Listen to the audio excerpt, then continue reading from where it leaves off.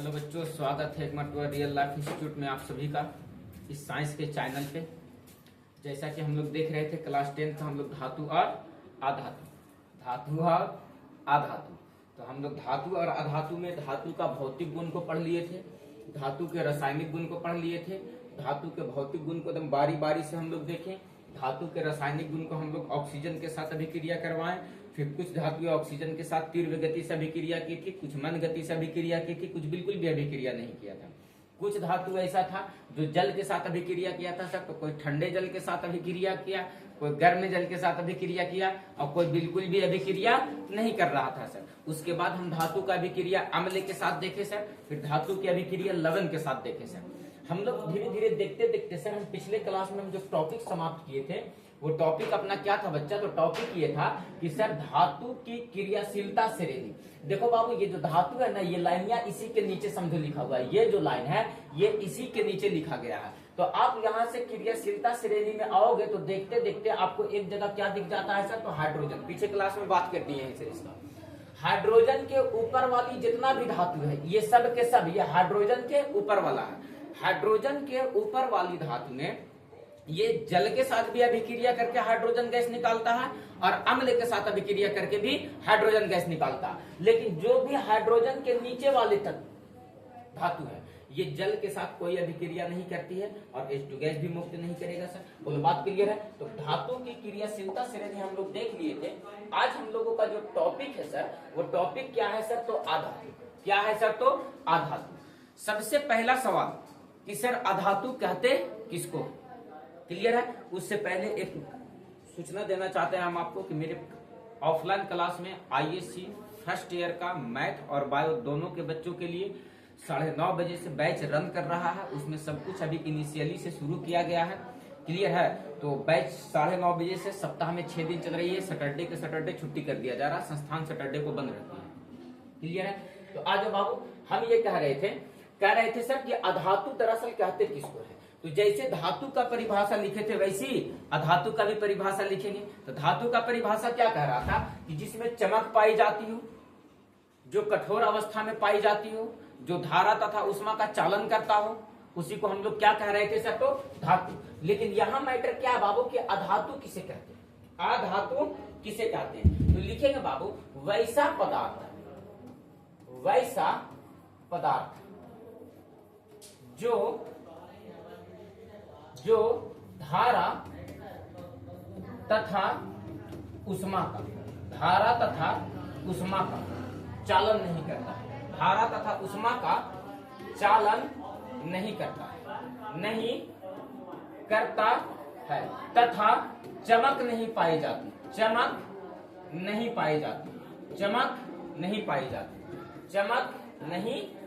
जाती और भंगुर होता है। और क्या होता है सर? तो भंगुर होता है। और क्या होता है सर? तो भंगुर होता है। उसी को हम लोग क्या कहते हैं सर? तो अधातु कहते हैं। जैसे सर अधातु का उदाहरण में अगर आप केयर करोगे तो आपका अधातु का बहुत ढेर सारा उदाहरण मिल जाएगा सर। जैसे अधातु के उदाहरण में लिखोगे बाबू तो कार्बन। क्या है सर? तो कार्बन क्या है सर? तो एक अधातु है। जैसे क्लोरीन क्या है सर? तो अधातु है। जैसे फ्लोरीन भी क्या है सर? तो अधातु है। बोलो बात क्लियर है सर? जैसे आयोडीन भी क्या है सर? तो अधातु है। बोलो बाबू। जैसे ऑक्सीजन भी क्या है सर? तो अधातु है। ऑक्सीजन भी क्या है सर? तो अधातु है। जैसे में आ जाइए बाबू ऑक्सीजन के बाद fluorine, iodine, oxygen, carbon, nitrogen भी क्या है सर? तो अधातु है। नाइट्रोजन भी क्या है सर? अधातु। हाइड्रोजन भी क्या है सर? तो अधातु है। हाइड्रोजन भी क्या है सर? तो अधातु है। बोलो बात क्लियर है सर? तो ये सब के सब क्या होता है सर? तो अधातु होता है सर। ये सब के सब क्या है सर? तो अधातु है। अधातु कहते हैं किसको है सर? तो वैसा पदार्थ जो धारा तथा उष्मा का चालन नहीं करता है तथा चमक नहीं पाई जाती है और भंगुर होता है, उसी को हम लोग क्या कहते हैं सर? तो अधातु कहते हैं। जैसे अधातु का उदाहरण में देखा जाए बाबू तो carbon, chlorine, fluorine, iodine, oxygen, nitrogen, hydrogen, ये सब के सब जो जितने भी तत्व दिख रहे हैं ये सब के सब क्या है सर? तो अधातु है। तो हम पिछले क्लास में बता रहे थे कि चाहे धातु हो चाहे अधातु हो, ये दोनों का गुण एक भौतिक गुण को दर्शाता है और एक रासायनिक गुण को दर्शाता है। तो सबसे पहले जो हम लोग चर्चा करेंगे बाबू, वो अधातुओं के भौतिक गुण पर चर्चा करेंगे। हम लोग किस पर चर्चा करने वाले हैं? अधातु के भौतिक गुण पे। जैसे हम लोग धातु के भौतिक गुण पर चर्चा करके आए थे, वैसा ही अभी हम लोग बारी बारी से एक एक करके अधातु के भौतिक गुण पर चर्चा करेंगे। बोलो बात क्लियर है सर? तो देखो, अधातु के भौतिक गुण में सबसे पहले कहता है इसका भौतिक अवस्था। भौतिक अवस्था में यह कहता है कि अधातु पराया यानी ज्यादातर जो अधातुएं होती है वो गैस अवस्था में पाई जाती है। ज्यादातर अधातु जो होती है वो किस अवस्था में पाया जाता है सर? तो गैस अवस्था में। लेकिन धातु जो था वो ज्यादातर धातुएं किस अवस्था में पाई जा रही थी सर? तो ठोस अवस्था में। एक धातु ऐसा था, वो कौन था सर? तो पारा। एक धातु ऐसा था पारा Hg, जो किस अवस्था में पाया जा रहा था सर? तो द्रव अवस्था में। लेकिन सभी की सभी जितनी भी धातुएं हैं सर, वो किस अवस्था में पाई जा रही थी सर? तो ठोस अवस्था में। तो धातु का भौतिक गुण में सबसे पहला गुण कहता है कि इसका जो अवस्था होता है, भौतिक अवस्था, वो प्रायः कैसा होता है सर? तो कैसा होता है सर? तो गैस अवस्था में होता है। तो लिखेंगे अधातु प्रायः गैस अवस्था में पाई जाती है। गैस अवस्था में पाई जाती है। जैसे एग्जाम्पल के तौर पे ले लो तो क्लोरीन, ये क्या है सर? गैस है। अब फ्लोरीन, ये भी क्या है सर? गैस है। ऑक्सीजन, ये भी क्या है सर?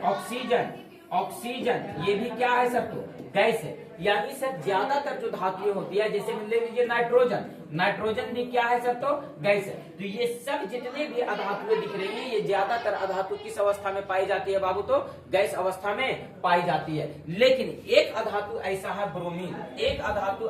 ब्रोमीन। क्या सर? ब्रोमीन, जो किस अवस्था में पाई जाती है सर? तो द्रव अवस्था में पाई जाती है। द्रव अवस्था में अधातु जो है वो एक ही अधातु, कौन सा? तो ब्रोमीन, वो किस अवस्था में पाई जाती है बाबू? तो कहेंगे द्रव अवस्था में पाई जाती है। इसीलिए ब्रोमीन को, किसको बच्चा? ब्रोमीन को द्रव अधातु के नाम से जाना जाता है। ब्रोमीन को द्रव अधातु के नाम से जाना जाता है। किसके नाम से जाना जाता है सर? तो द्रव अधातु के नाम से जाना जाता है। यानी जितने भी अधातुएं हैं वो प्रायः गैस अवस्था में पाई जाती है। कुछ धातुएं ठोस अवस्था में पाई जाती है। जैसे कार्बन ठोस अवस्था में है सर। आयोडीन ठोस अवस्था में पाई जाती है सर। तो बहुत सारी ऐसी धातुएं हैं जो ठोस अवस्था में भी पाई जाती है, लेकिन मुख्यतः ज्यादातर अधातुएं जो होती है वो किस अवस्था में पाई जाती है सर? तो गैस अवस्था में पाई जाती है। और याद रखने का है, एकमात्र अधातु ब्रोमीन ऐसा है सर जो द्रव अवस्था में पाई जाते हैं। इसीलिए ब्रोमीन को द्रव अधातु के नाम से जानते हैं। हम लोग धातु पढ़ रहे थे तो धातु में पढ़ रहे थे कि पारा को द्रव धातु के नाम से जाना जाता है। लेकिन यहाँ क्या कह रहा है सर कि ब्रोमीन को किस अधातु के नाम से जाना जाता है? तो द्रव अधातु के नाम से। तो आपसे क्वेश्चन पूछता है क्लास 10th में कि निम्नलिखित में से कौन एक द्रव अधातु है? और 4 ऑप्शन में से एक ऑप्शन क्या दिया हुआ रहेगा सर? तो ब्रोमीन दिया हुआ रहेगा। 4 ऑप्शन में से एक ऑप्शन क्या दिया हुआ रहेगा सर? तो ब्रोमीन दिया हुआ रहेगा। उसी ब्रोमीन को हम लोग क्या कहते हैं सर? तो द्रव अधातु के नाम से जाना जाता है। बोलो यस और नो। बोलो मैटर क्लियर है? चला क्लियर है। तो अधातु का भौतिक गुण में सबसे पहला गुण पढ़े सर, इसके भौतिक अवस्था पे चर्चा किए। तो इसका भौतिक अवस्था क्या कहा सर? कि ज्यादातर अधातुएं गैस अवस्था में पाई जाती है। आगे कहता है बाबू कि अधातु भंगुर होता है। जबकि धातु के रासायनिक भौतिक गुण पढ़ रहे थे तो धातु में तन्यता भी पाई जा रही थी और आघातवर्धनीयता भी पाई जा रही थी। लेकिन यहाँ क्या कह रहा है? यहाँ ये कह रहा है कि अधातु जो होता है वो भंगुर होता है। जैसे लिखेंगे बाबू कि अधातु भंगुर होता है। इसे पीट कर पतला, तो मन कर सकते पातर लिख दिए सर। पातर नहीं लिखना है, पतला चादर नहीं बनाया जा सकता। इसे पीट कर पतला चादर नहीं बनाया जा सकता, नहीं बनाया जा सकता।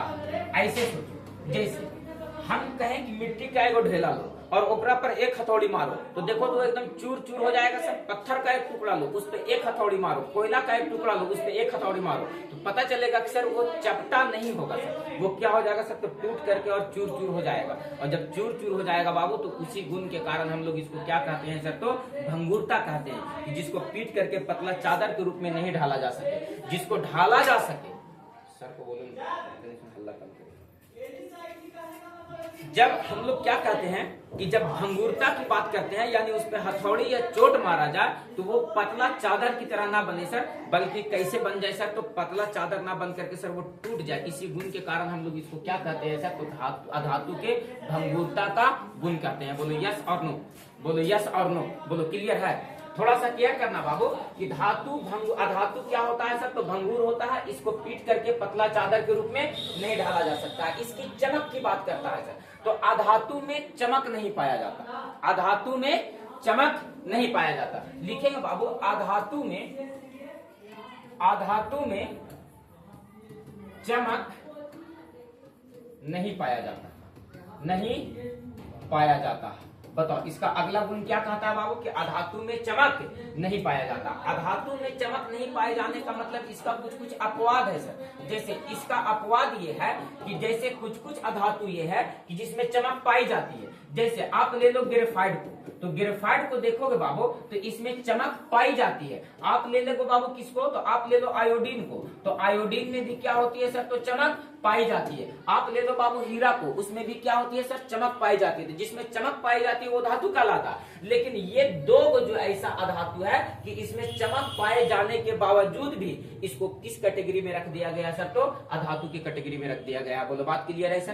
तो ये दो अपवाद है सर, ये चमको है लेकिन फिर भी धातु नहीं है। क्या है सर, तो अधातु है। बोलो बात क्लियर है सर। तो ये धातु का अधातु का क्या था सर, तो तीसरा गुण कि अधातु में चमक नहीं पाई जाती। पहला गुण में क्या पढ़े सर, तो अधातु क्या होता है सर, अधातु का भौतिक गुण ये प्रायः गैस अवस्था में पाई जाती है। दूसरा गुण में क्या पढ़े सर, भंगुरता, ये अधातु को अगर पीट करके पतला चादर बनाना चाहेंगे सर तो वो पतला चादर नहीं बन पाएगा। इसी गुण को हम लोग क्या कहते हैं सर, तो भंगुरता। और जिसको पीट करके पतला चादर बनाया जाए सर उसको हम लोग क्या कहते हैं सर, तो आघात वर्धनीयता। आज जब बाबू चमक की बात किया जाए तो अधातु प्रायः चमकता नहीं है, लेकिन कुछ कुछ अधातु ऐसी है जिसमें चमक पाई जाती है, जैसे ग्रेफाइट और आयोडीन। आप हमको देख करके बताओ कि हम धातु हैं कि अधातु? तो आप तो नहीं चमक रहे हैं सर, तो आप तो अधातु हैं। सामने जितने लोग बैठे हुए हैं सबके सब धातु, चमक पाया जा रहा है। आ जाओ बाबू, क्लियर है। तो क्या कहते हैं सर, तो इसमें चमक नहीं पाई जाती है। अगला कहता है बाबू कि जो अधातु है ये धारा और उष्मा का, किसका बाबू, धारा और उष्मा का कुचालक होता है। क्या होता है सर, तो कुचालक। तो लिखेंगे बाबू अधातु के चौथा गुण में कि अधातु उष्मा तथा धारा का, उष्मा तथा धारा का कुचालक होता है। क्या होता है सर, कुचालक होता है। अधातु जो है वो उष्मा तथा धारा का क्या होता है सर, तो कुचालक होता है। लेकिन कुछ अधातु ऐसा है, कुछ नहीं, एक अधातु ऐसा है जो धारा का प्रवाह करता है सर। किसका प्रवाह करता है सर, तो धारा का प्रवाह। याद रखना, ग्रेफाइट अधातु होने के बावजूद भी, अधातु होने के बाद भी, अधातु होने के बाद भी धारा का चालन करता है, धारा का चालन करता है।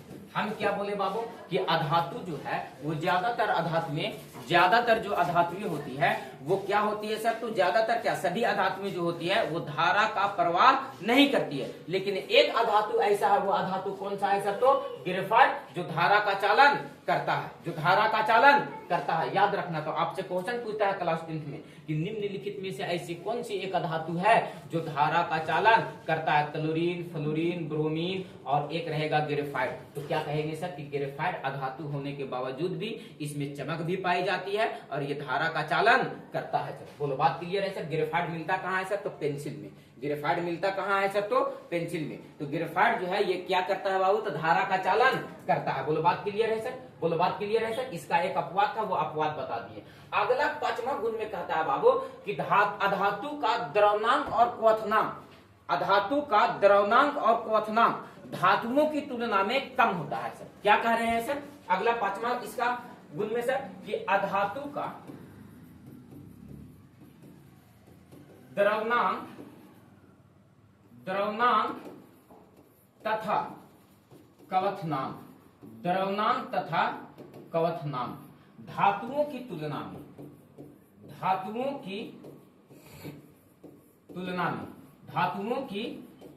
में कम होता है। धातुओं की तुलना में कम होता है। क्या कह रहे हैं सर कि जो अधातु है उसका द्रवनांक और कवथनांक धातुओं की तुलना में कम होता है। धातुओं की तुलना में कम होता है। द्रवनांक और कवथनांक धातुओं की तुलना में कम होता है। किसका सर? तो अधातु का। बोलो बात क्लियर है सर। और यहाँ कहता है बाबू कठोरता, तो कठोरता में सर अधातु प्राय कठोर नहीं होते हैं। लिखेंगे बाबू अधातु प्राय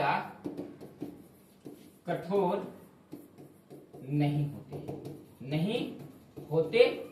ये कठोर नहीं होने का कारण, ज्यादातर जो अधातु होता है वो प्राय कठोर नहीं होते हैं। तो क्या होते हैं सर? तो गैसीय अवस्था में पाए जाते हैं। ज्यादातर अधातु जो होते हैं वो गैसीय अवस्था में पाए जाते हैं। गैसीय अवस्था में पाए जाते हैं। यानी सर हम पिछला गुण में जो हम आप लोगों को अधातु को पढ़ा रहे थे बाबू, इसमें एक बात को चर्चा कर रहे थे। अधातु का भौतिक गुण का मतलब ये हुआ सर कि अधातु जो है वो द्रव अवस्था में भी पाया जाता है, ठोस अवस्था में भी पाया जाता है और गैस अवस्था में भी पाया जाता है। लेकिन एक भी धातु ऐसा नहीं था जो गैस अवस्था में पाया जा रहा था। बोलो यस या नो सर? धातु एक भी ऐसा नहीं था जो गैस अवस्था में पाया जा रहा था। लेकिन अधातु के अगर भौतिक गुण के देखे बाबू, भौतिक अवस्था को देखें तो ये ठोस में भी पाया जाता है, द्रव में भी पाया जाता है और गैस में भी पाया जाता है। बताओ बाबू, अधातु तीनों अवस्था में पाई जाती है, ठोस में भी, द्रव में भी और गैस में भी। बोलो बात क्लियर है सर? तो हम लोग चर्चा कर रहे थे किस पे सर? तो हम लोग चर्चा जो कर रहे थे वो कठोरता पर कर रहे थे कि अधातु कठोर नहीं होते हैं। अधातु प्रायः किस अवस्था में पाए जाते हैं सर?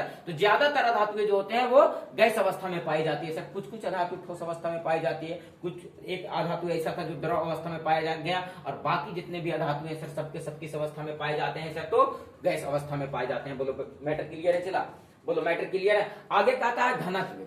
धातुओं की तुलना में अधातुओं का जो घनत्व होता है वो निम्न होता है। लिखेंगे सर अगला गुण में कि धातुओं की तुलना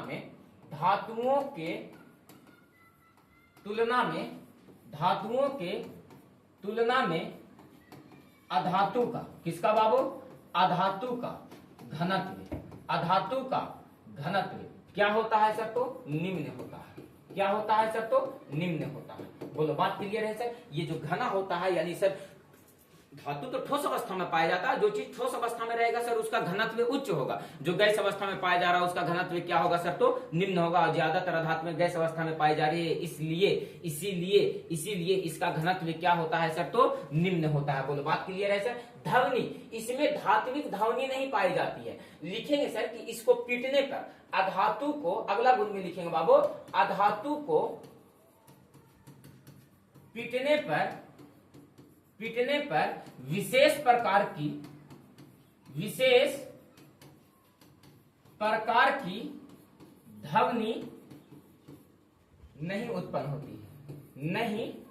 उत्पन्न होती है। जैसे आप धातु को पीटो, जैसे लोहा को पीटो, टन टन का आवाज आता है सर। आप कोयला को पीटोगे तो वैसा आवाज नहीं आएगा सर। बोलो गैस अवस्था है तो ऑक्सीजन को पीटो ऐसे करके, इसमें किसी तरह का कोई आवाज नहीं आएगा सर। तो इसीलिए कहता है बाबू कि अधातु में धात्विक जैसी ध्वनि नहीं पाई जाती है। यानी इसमें एक विशेष प्रकार का जो पीटने पर ध्वनि निकलता है वो ध्वनि इससे नहीं निकलता है सर। और अगला गुण कहता है बाबू कि अधातु जो होता है वो विद्युत का ऋणात्मक होता है सर। लिखेंगे अधातु विद्युत का ऋणात्मक होता है। क्या होता है सर? ऋणात्मक होता है। ऐसा क्यों होता है? क्योंकि अधातु में इलेक्ट्रॉन ग्रहण करने की क्षमता होती है। ग्रहण करने की क्षमता होती है।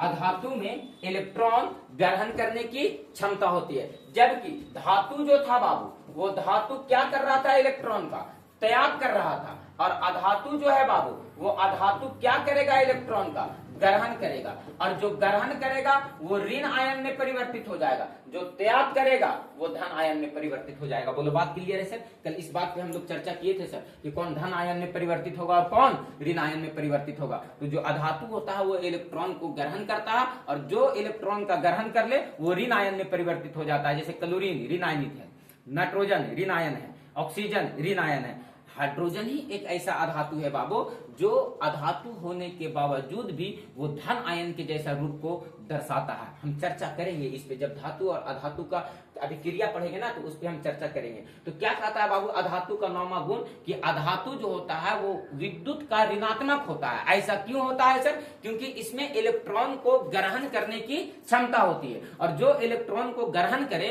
वो क्या कहलाता है सर? तो विद्युत का ऋणात्मक कहलाता है। वो किस आयन में परिवर्तित हो जाएगा सर? तो ऋण आयन में परिवर्तित हो जाएगा। बोलो बात क्लियर है सर? तो ये धातु अधातु का क्या था सर? तो नौवां गुण था। और अगला कहता है बाबू इसका रासायनिक गुण। तो पहले ध्यान से सुनो, ध्यान से ये सुनना है कि धातु का हम लोग 9 गुण पढ़े हैं सर। 9 गुण में से सबसे पहला गुण क्या पढ़े हैं सर? सबसे पहला गुण ये पढ़े हैं सर कि अधातु जो होता है इसकी अधातु का भौतिक गुण पढ़ रहे हैं। इसका भौतिक गुण में भौतिक अवस्था कैसा होता है? ये द्रव, ठोस और गैस तीनों अवस्था में पाई जाती है, लेकिन अधातु प्रायः गैस अवस्था में पाई जाती है। ज्यादातर जो अधातु होती है वो गैस अवस्था में पाई जाती है। अगला गुण में हम लोग क्या पढ़े सर? दूसरा गुण में भंगुरता। इसको पीट करके पतला चादर नहीं बनाया जा सकता है सर। जैसे धातु को पीट करके पतला चादर बना ले रहे थे सर, इसको पीट करके पतला चादर नहीं बनाया जा सकता है। इसमें चमक नहीं पाई जाती है, लेकिन 2 ऐसा धातु था, अधातु था जिसमें चमक पाया जाता है सर, ग्रेफाइट और आयोडीन। आगे कहता है बाबू ये उष्मा एवं विद्युत का क्या होता है बाबू? कुचालक होता है। अधातु उष्मा तथा धारा का कुचालक होता है, उष्मा और धारा का चालन नहीं करता। लेकिन इसका भी अपवाद था, ग्रेफाइट अधातु होने के बाद भी धारा का चालन करता है। और उसके बाद इसका द्रवनांक और क्वथनांक का बात किए सर, तो अधातु का द्रवनांक और क्वथनांक धातुओं की तुलना में कम होता है सर। कठोरता की बात किए सर, तो धातु कठोर नहीं होता है सर। धातु प्रायः किस अवस्था में पाई जाती है सर? तो गैसीय अवस्था में पाई जाती है सर। और अगला गुण में पढ़े घनत्व, तो धातु अधातु का घनत्व धातुओं की तुलना में क्या होता है सर? तो कम होता है। धातु का घनत्व धातुओं की तुलना में कम होता है। ध्वनि, इसमें धात्विक ध्वनि जैसा ध्वनि नहीं पाया जाता है सर। इसको पीटने पर, ठोकने पर विशेष प्रकार की ध्वनि नहीं निकलती है। तो अधातु को पीटने पर विशेष प्रकार की ध्वनि नहीं उत्पन्न होती है। और विद्युत ऋणात्मकता का बात करता है सर, तो अधातु विद्युत का ऋणात्मक होता है क्योंकि अधातु में इलेक्ट्रॉन का ग्रहण करने की क्षमता होती है। और अगला टॉपिक आपसे कहता है बाबू कि 10वां नंबर ये में लिख लेंगे, 10वां नंबर इसका गुण में लिख लेंगे भौतिक के गुण में कि अधातु के बाह्यतम कक्षा में, अधातु के बाह्य सेल में, अधातु के बाह्य सेल में, कौन सा सेल में? बाह्य सेल में। अधातु के बाह्य सेल में 3 कह रहे हैं 5, 6, 7 इलेक्ट्रॉन पाए जाते हैं। कितने इलेक्ट्रॉन पाए जाते हैं सर? 5, 6, 7 इलेक्ट्रॉन पाए जाते हैं। जैसे आप क्लोरीन का परमाणु संख्या 17, आप इसका इलेक्ट्रॉनिक विन्यास करो 2, 8, 7, इसके बाद सेल में कितना इलेक्ट्रॉन? 7 इलेक्ट्रॉन आ गया सर। आप नाइट्रोजन का इलेक्ट्रॉनिक विन्यास करो, नाइट्रोजन का परमाणु संख्या कितना होता है? तो 7 होता है सर। और नाइट्रोजन का परमाणु संख्या जब 7 होता है, आप इसका इलेक्ट्रॉनिक विन्यास करो 2, क्या आएगा? 5। आप फ्लोरीन का इलेक्ट्रॉनिक विन्यास करो, तो फ्लोरीन का परमाणु संख्या कितना होता है सर? 9। फ्लोरीन का परमाणु संख्या कितना होता है सर? 9। आप इसका इलेक्ट्रॉनिक विन्यास करो, तो 2, 7 और 2 9, इसके भी बाह्य सेल में क्या इलेक्ट्रॉन? 7 इलेक्ट्रॉन आ गया सर। तो जो अधातु होगा उसके बाह्य सेल में या तो 1 इलेक्ट्रॉन आएगा, या तो 5 इलेक्ट्रॉन, या तो 6 इलेक्ट्रॉन, या तो 7 इलेक्ट्रॉन। जिसके बाह्य सेल में 8 इलेक्ट्रॉन हो जाता है बाबू, उसको अक्रिय गैस कहते हैं और वो अस्थायी हो जाता है, वो अभिक्रिया किसी से नहीं कर पाता है। लेकिन इसके बाह्य सेल में कितना इलेक्ट्रॉन होते हैं सर? 5, 6 या 7 इलेक्ट्रॉन। जबकि धातु के भौतिक गुण में पढ़ रहे थे सर कि धातु के बाह्य सेल में 1, 2 या 3 इलेक्ट्रॉन होते हैं। बोलो बात क्लियर हुआ सर? तो ये जो आज हम लोग चर्चा किए सर, ये किस पे चर्चा किए सर? तो अधातु के भौतिक गुण पे। किस पे चर्चा किए सर? अधातु के भौतिक गुण पे। हम लोग सर अधातु के भौतिक गुण पे चर्चा करने के बाद हम लोग अगले क्लास में जो डिस्कस करेंगे वो धातु और अधातु के बीच अंतर, धातु और अधातु के बीच अंतर, धातु और अधातु के बीच अंतर। तो भौतिक गुण के आधार पे भी अंतर को एक्सप्लेन करेंगे, और रासायनिक गुण जब इसका कल पढ़ लेंगे सर, तो रासायनिक गुण के भी आधार पे इसका व्याख्या करेंगे। अब अंतर पढ़ लेंगे सर हम लोग। क्लियर है सर? तो हम आज का क्लास एक छोटा सा धातु के भौतिक गुण को हम पढ़ाए हैं। इस धातु के भौतिक गुण को आप लोग बहुत इत्मीनान तरीके से देख लीजिएगा और पढ़ करके कोशिश कीजिएगा, ताकि अगले क्लास में हम धातु और अधातु का जब रासायनिक गुण को पढ़ाएं और भौतिक गुण को पढ़ाएं और दोनों में अंतर जब स्पष्ट करें तो आपको अंतर स्पष्ट नजर आना चाहिए। क्लियर है सर? क्लियर है? तो मुझे लगता है बाबू कि आप लोगों को हम कुछ सिखा पाए हैं। आप लोग खाली ढंग से थोड़ा सा मेहनत करते रहिएगा, आप लोगों को एक बात हम सिखा पाएंगे। क्लियर है सर? तब तक के लिए हम आज का क्लास यहीं तक छोड़ते हैं, मिलते हैं हम अगले क्लास में आप लोगों से।